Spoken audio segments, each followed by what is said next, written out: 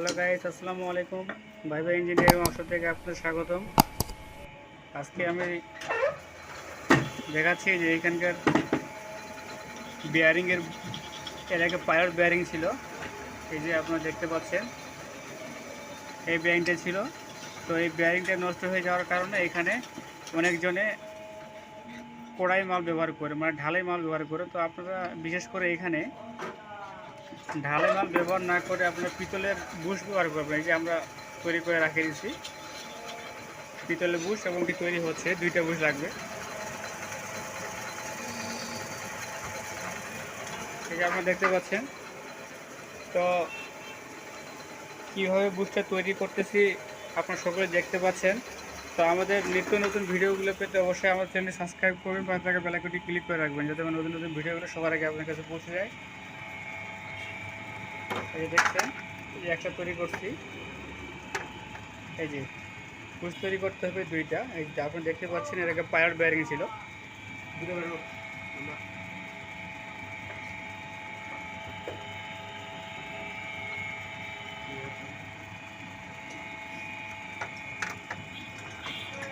তো এগুলোতে বিশেষ করে আপনার ঢালাই মাল ব্যবহার করবেন না। এটা ইঞ্জিনের ভিতরের অংশটা সবসময় পিতলের মাল, ভালো মাল ব্যবহার করার চেষ্টা করবেন। আমরা এটা পিতল দিয়ে তৈরি করে দিলাম।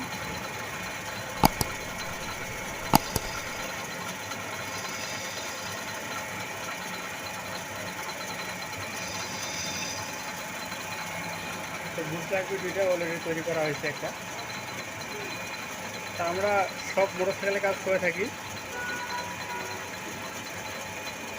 মোটরসাইকেলের বিষয়ে অভিজ্ঞতা নিতে চাইলে অবশ্যই আপনারা সকলে আমাদের ভিডিওগুলো ফলো করবেন। মোটরসাইকেলের বিষয়ে ভালো একটা অভিজ্ঞতা হবে।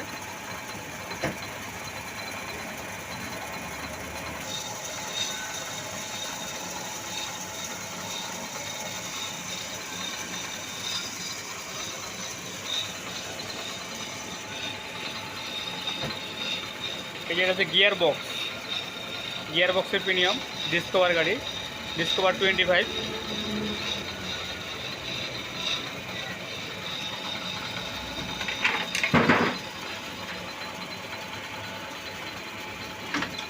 এই যে আপনারা দেখলেন দুইটা বুশি তৈরি করা হয়ে গেছে। এটা হচ্ছে এটা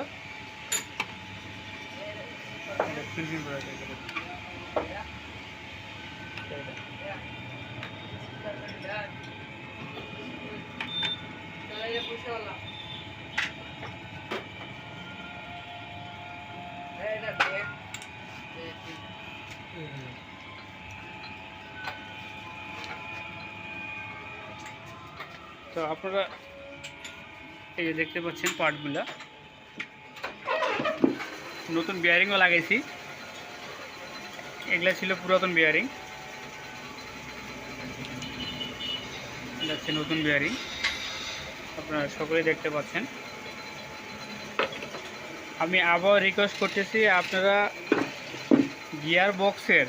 মোটরসাইকেলের গিয়ার বক্সের এই পাইলট বিয়ারিংয়ের জায়গায় কখনো ঢালের বুশ ব্যবহার করবেন না, এবং কি লোহার বুশ ব্যবহার করবেন না। এখানে অবশ্যই আপনারা পিতলের বুশ ব্যবহার করবেন। আপনারা দেখলেন যে আমরা পিতলের বুশ তৈরি করলাম, কারণ অনেক কাজ ছিল আজকে। কাজের ফাঁকে আপনাদেরকে খুব ভালো একটা ভিডিও তুলে ধরলাম আপনাদের সকলের সামনে, যেন আপনারা আমাদের ভিডিওগুলো যেন উপকৃত হয়, আপনাদের অনেক ভালো একটা অভিজ্ঞতা নিতে পারেন। এই দেখতে পাচ্ছেন, এই যে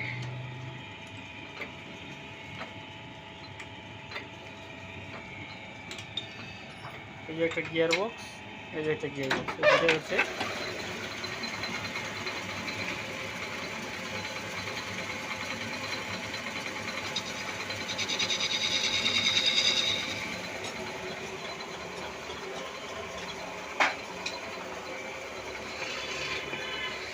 এটা।